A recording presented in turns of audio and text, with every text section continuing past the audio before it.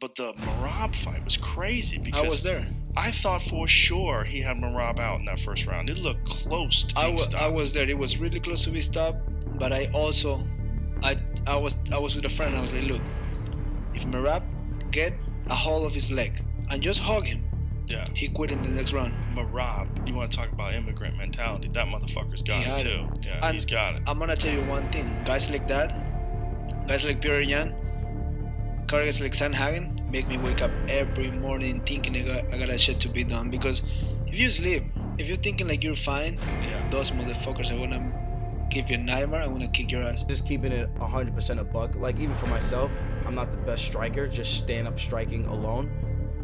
But with the wrestling, I could blend it in well. And I think that's the same category that Merab is in. He blends it in well, and I think that's what makes him more dangerous in a fight like this. But then again, if he gets into a firefight with Jose Aldo, we know Jose can crack. We know he has a much bigger reach than Merab, and we know he has solid jiu-jitsu if he can get on your back. But we also know when he uses his grappling, he gets tired a lot faster. So it's a good fight stylistically because it could go either way really, really quick. 5 rounds would have definitely benefited Merab. 5 rounds with Merab with anybody, I'll take that all day long. I feel like that's just free money. As long as he goes out there not too crazy in the first round, but still putting on a pace, walking you down, that type of thing. A lot of feints up and down, takedown entries, and coming back, striking off the break, and then back in on the takedown.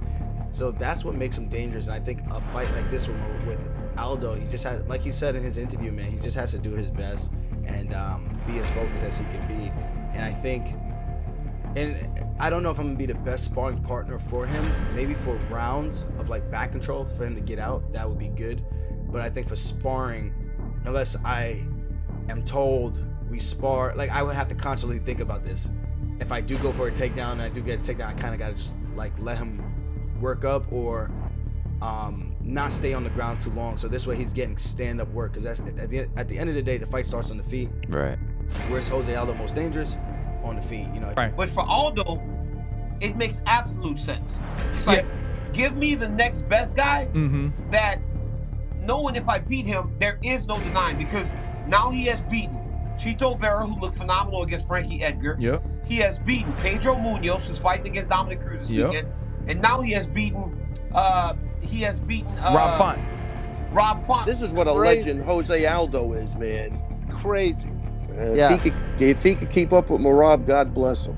I mean, he's been around forever, you know what I mean? But yeah, you at least got to start calling him Jose, I think, in the lead up to this fight. At least give him the respect of calling him Jose. No, the guy, one of my favorite fighters, Jose Aldo. So, you know. Living legend. And with respect to Kenflo, I think Merab's getting a better version, you know, so. I don't know about that. Dude. I don't know about he's getting a smarter. He's getting a guy that's adjusted to where he's at in his career for sure, and he looks like he's fighting very, very smart, you know, not as reckless. Not that he was reckless, but he went for some, you know, he has some crazy highlight knockouts, but Kenny, I think, got him in his prime. Yeah, I think probably in his physical prime, but I do think there's aspects of Aldo's game that are more technical. Yeah, without a doubt. You know, he's obviously the experience factor is without insane a doubt that he has now. But yeah, I think physically, and that's why I think this is such a fascinating fight, because Merab is in his absolute physical peak, and where we've seen Jose Aldo fail or struggle is when you're in his face and you make him keep his foot on the gas pedal for each and every round, and that's when guys start to pull away in round 4 and round 5. And Merab, obviously, as we know, has that gas tank where he can go forever. Now, this is going to be a 3-rounder, right? This is going to be a 3 I think I heard 3 rounds, Okay, yeah, so 3-rounder. So, but still, Merab can keep a pace, which is just ridiculous, that very few people in the world can keep.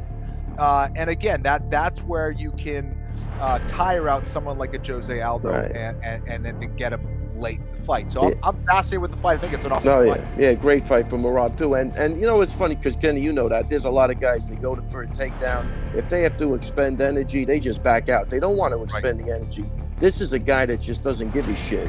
He'll do it 20 times in a row. So it's not like, let's try to wear him out and no, that's not happening. So very exciting.